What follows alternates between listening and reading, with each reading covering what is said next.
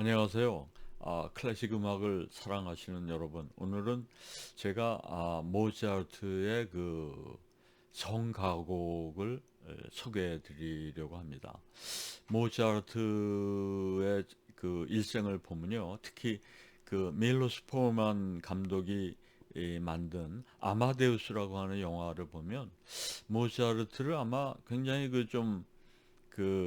경망스럽고, 좀 나쁘게 말하면 장난기가 많은 그러한 그 젊은이로 묘사를 하고 있습니다. 그래서 그가 과연 그 많은 정말 아름답고 정말 신앙심이 우러나는 그러한 종교 음악을 썼는데, 그가 과연 그만큼의 신앙심이 있는가 하는 회의가 될 정도로 그런 그의 어떤 모습을 보면 좀 의아한 생각이 듭니다. 그래서 특히 바하와 대조가 될 수 있는데요.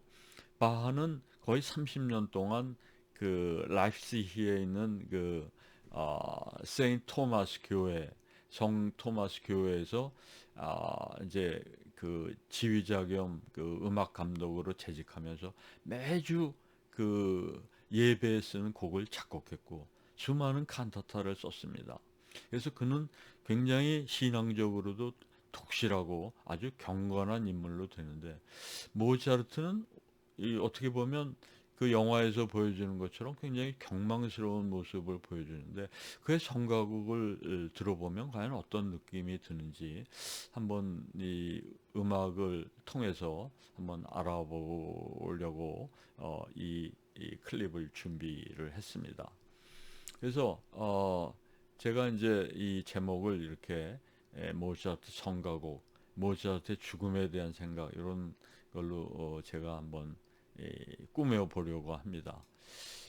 그래서 제가 제일 처음에 소개할 곡은 이 컬 165번, 이 모차르트가 17살 때 작곡한 것입니다.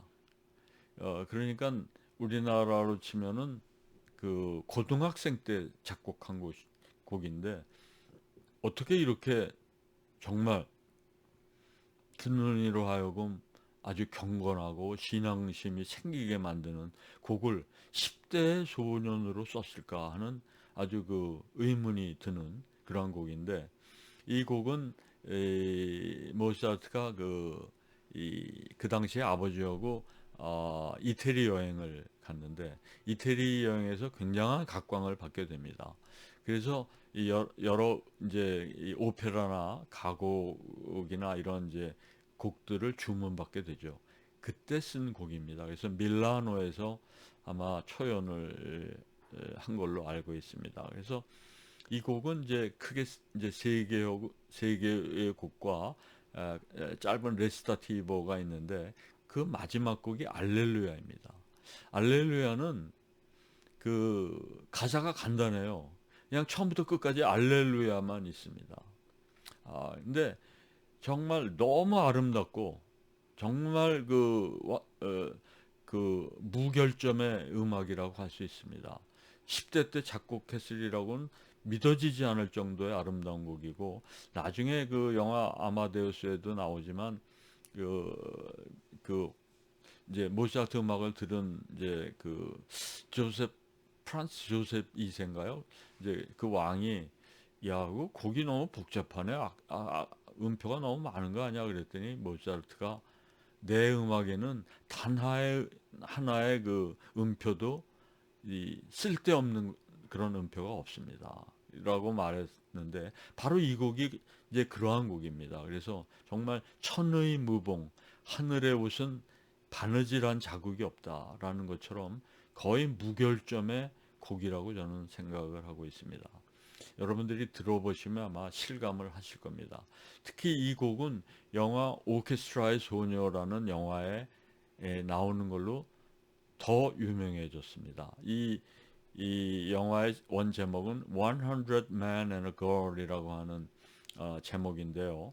여기에는 이제 이 어떤 한 소녀의 아버지가 이 아마추어 오케스트라의 이 바이올리니스트였습니다. 근데 이제 재정난을 겪어서 그 오케스트라가 해체될 위기에 처하니까 이 소녀가 용감하게 그 당시에 가장 유명했던 지휘자 레오폴드 스토콥스키를 찾아갑니다.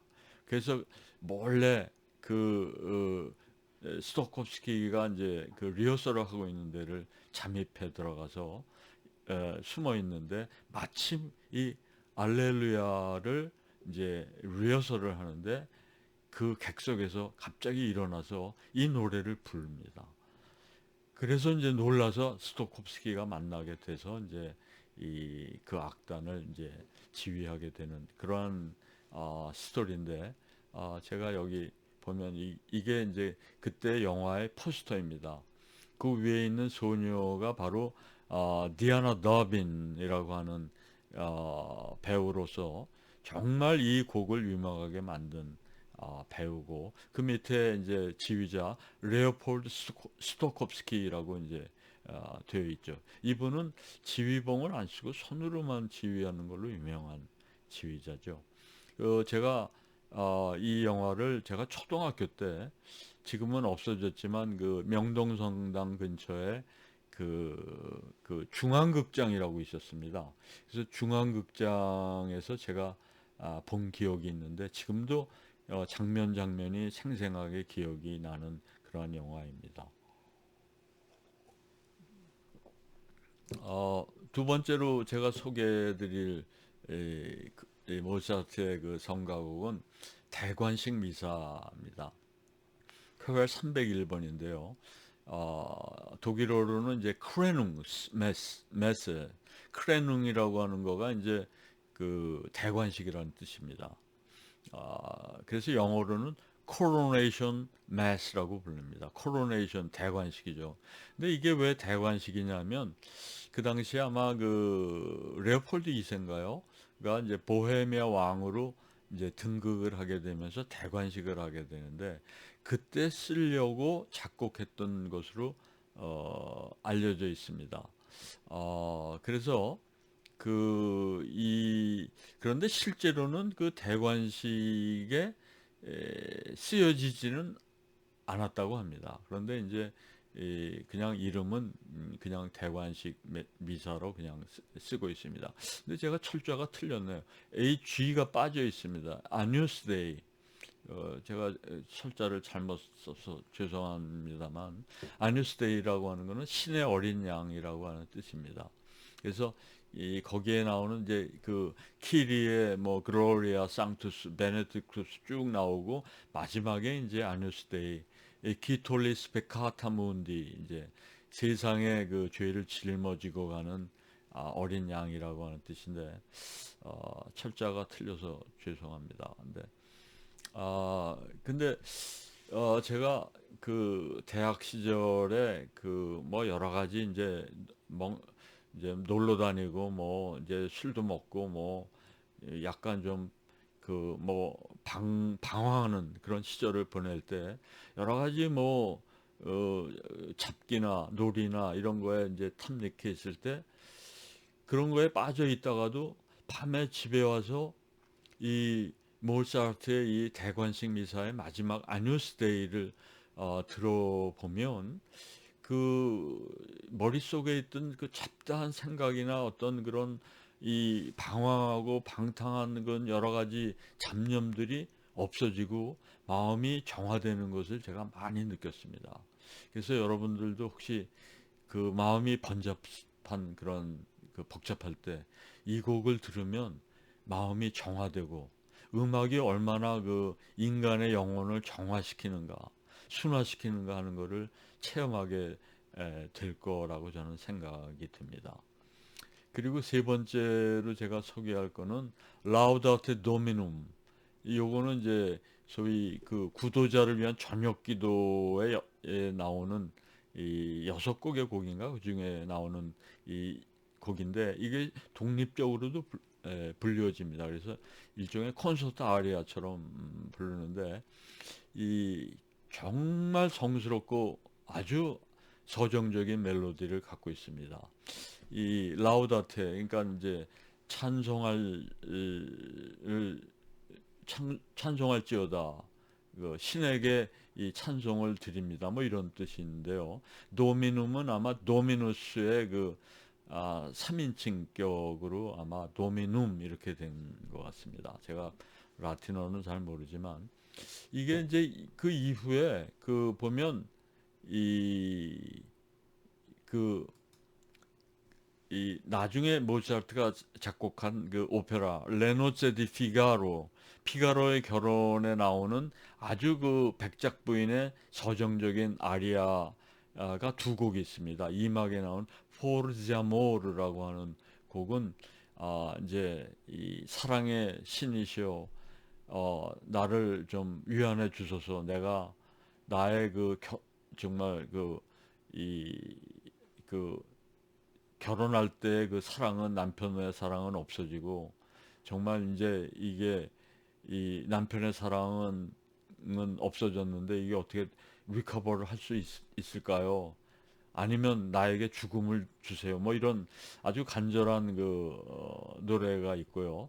산막에도 보면 이제 도베소노라고 하는 정말 진짜 아름다운 그런 이 카바티나가 나오는데 이건 무슨 뜻이냐면 도베라고 하는 건 디로 이런 뜻입니다. where 어디 뭐 소노는 이제 비인칭 동사고요. 그래서 아마 이게 영어로 하면 where are 뭐 where is 이런 뜻인데 이 나의 그 행복했던 시절은 어디로 갔나 어디에 있는가 나의 행복했던 시절은 이런 뜻의 이제 이 노래인데 이 곡들도 결국은 이 라우다트 도미눔과 같은 성가곡과 거의 맥을 같이 하는 그러한 곡이라고 생각이 듭니다. 그래서 이거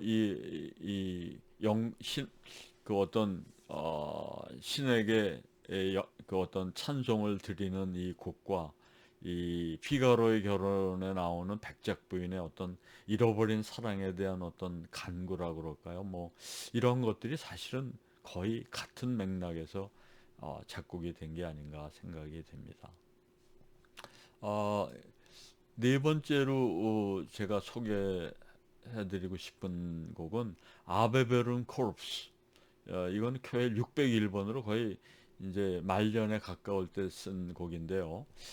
모차르트가 말년에 이제 그 부인 콘스탄세가 몸이 별로 안 좋아서 바덴이라고 하는 곳이 이제 비엔나에서 조금 떨어진 외곽에 있는 일종의 휴양지입니다. 그래서 바덴에 가서 이제 그 온천도 하고 요양을 했는데 모차르트도 가끔 따라갔던 모양입니다. 그런데 바덴에 이제 그 아주 작은 마을이죠. 거기에 초등학교가 있는데 그 초등학교의 교장 선생님이 이 모차르트가 와 있다고 하는 얘기를 듣고 그 크리스마스 때 이제 초등학생들이 부를 만한 크리스마스 때 부를 그런 노래를 하나 작곡해 달라고 부탁을 한 모양입니다. 그래서 모차르트가 굉장히 간결하고 부르기 쉽고 아주 소박한 그러한 성가곡을 만든 거가 아베베룬 코르프스입니다. 거룩한 성체라고 하는 뜻인데요. 코르프스라고 하는 거가 이제 몸, 신체를 말하죠. 그래서 이 곡은 그 영화 그 무슨 핵폭탄을 이제 지구 뉴욕에 잠입해서 이제 그 핵폭탄을 터뜨리려고 하는 영화가 있었습니다.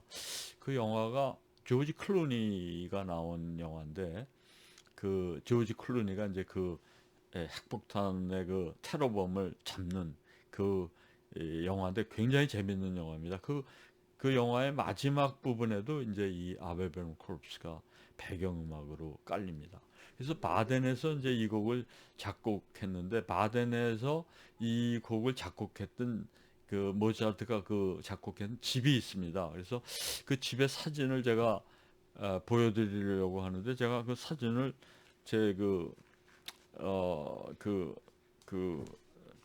못 찾아갖고 제가 쓴 책에 소개된 거를 한번 보여드리려고 합니다. 그래서 제가 한번 보여드리면 제가 쓴 책 중에 이런 음악으로 찍은 비엔나라고 하는 책이 있는데, 이 책에 제가 여기에 보면 여기 소개를 했습니다. 여기 잘 보이시는지 모르겠는데, 이쪽인가요?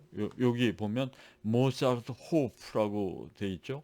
그 모차르트 호프 이 집에서, 이 바덴에 있는 집인데, 이 집에서 살면서 이 아베베른 코르스를 작곡했습니다. 그래서 모차르트의 얼굴이 그 조각이 돼 있고, 그 밑에 명판이 있는데 잘 안 보이시겠지만 그 명판에 있는 말이 이 집에서 살면서 아베베른 코르프스를 작곡했다라고 하는 그 표식을 해놓은 집입니다. 그래서 혹시 여러분들이 그 바덴, 비엔나를 혹시 가시게 되면 바덴에 가면 이 집을 찾아보실 수 있을 겁니다. 그래서 정말 아름답고 아주 성스러움이 느껴지는 그런 아주 그 단순하고 간결한 곡인데, 정말 우리한테 경건한 신앙심을 불러일으키는 곡이라고 생각이 됩니다.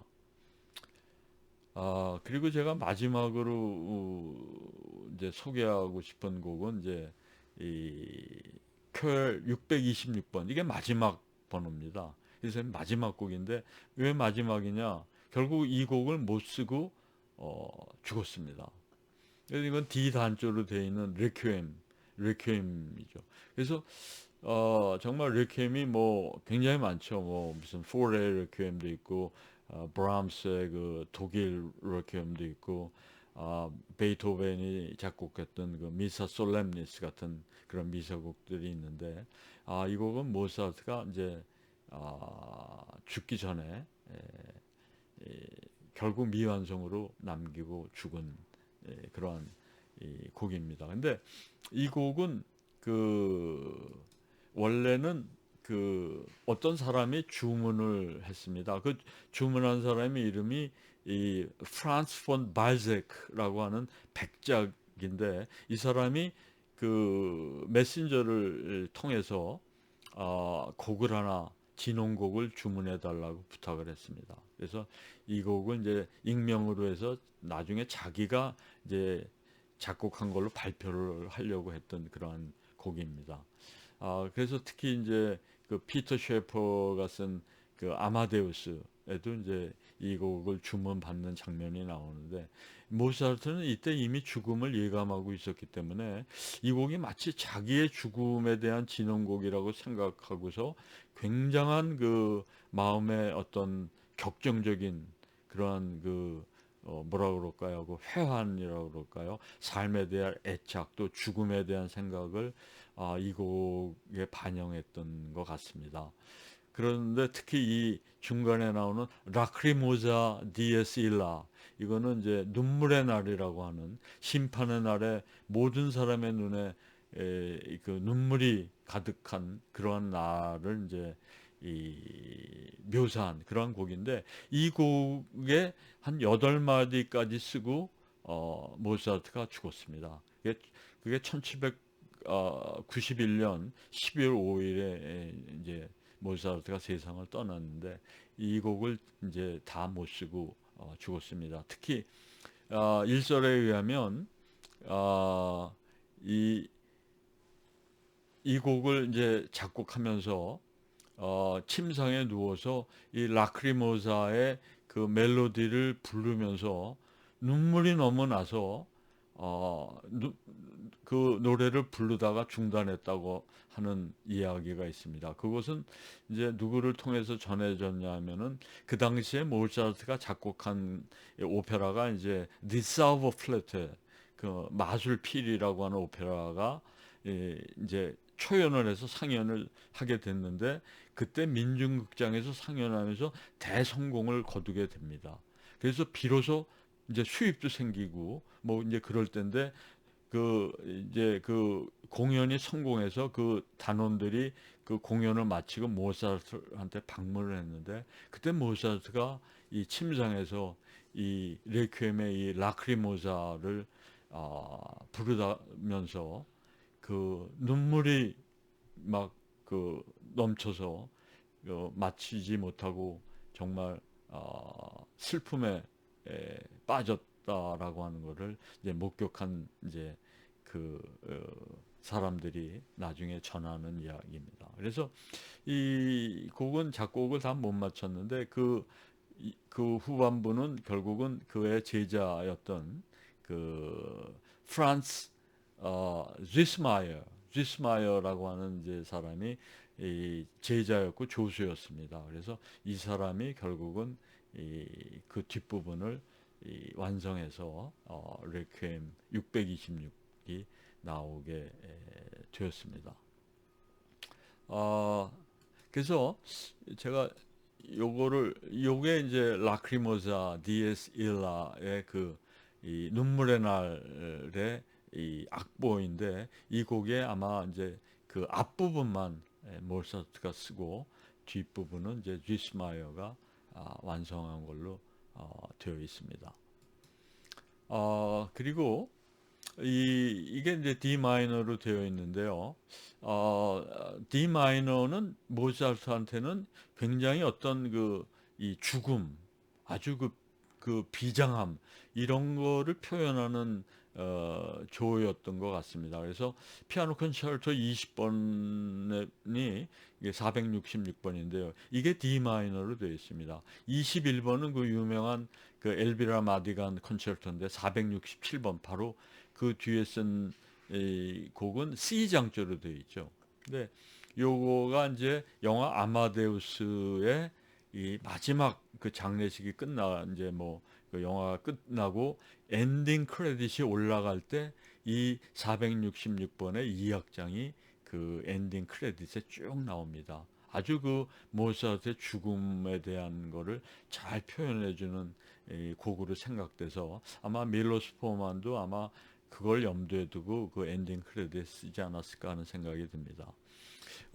그리고 실제로 이 모차르트가 이 죽음에 대해서 이제 생각을 하게 된 것은 아마 22살 때 어머니가 실제로 그때 별세했기 때문에 그때 죽음에 대한 생각이 굉장히 강렬했으리라고 저는 생각이 됩니다.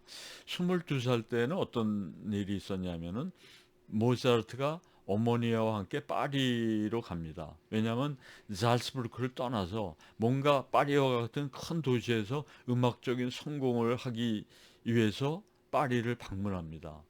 그런데 파리는 이미 모차르트를 받아들일 그러한 그 분위기가 아니었습니다.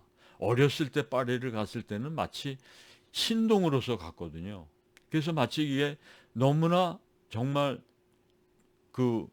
아주 재기발랄한 마치 서커스의 원숭이를 보는 것처럼 환호를 했는데 20살이 넘은 모차르트를 보고 아무도 신경을 쓰지 않았던 겁니다. 그래서 파리에서의 이 모차르트는 굉장히 불행하게 지냈습니다. 특히 어머니는 아주 허름한 방에서 이 모차르트는 밖에 나가고 혼자 그 어두운 방에서 정말 힘들게 지냈던 것 같습니다. 그래서 자기 남편한테 쓴 편지에도 그런 게 있습니다. 너무 여기서 생활하기가 너무 힘들고 너무 어렵고 너무 고독하다. 그런데 결국은 그때 모차르트 어머니가 그러한 어떤 심리적인 또 어떤 육체적인 고통 속에서 돌아가시게 됩니다. 특히 마지막 돌아가실 때는 의사가 독일어를 하는 의사가 주변에 없었어요. 근데 어머니는 프랑스 말을 못하기 때문에 프랑스 의사가 를 원하지 않았습니다. 그래서 차일피일 늦추다가 결국은 이제 세상을 떠나게 됐습니다. 그때 얼마나 모차르트가 충격을 받았는지, 아버지한테 어머니가 돌아가셨다는 말을 그 편지로 쓸 수가 없었습니다. 그래서 며칠 동안 고민하고 번민하다가 다른 사람한테 부탁을 해서 아버지한테 연락을 전해달라고 합니다. 그리고 나중에 이제 모차르트가 자기 아버지한테 이제 어머니가 돌아가셨다는 이야기를 한참 후에 전하게 됩니다.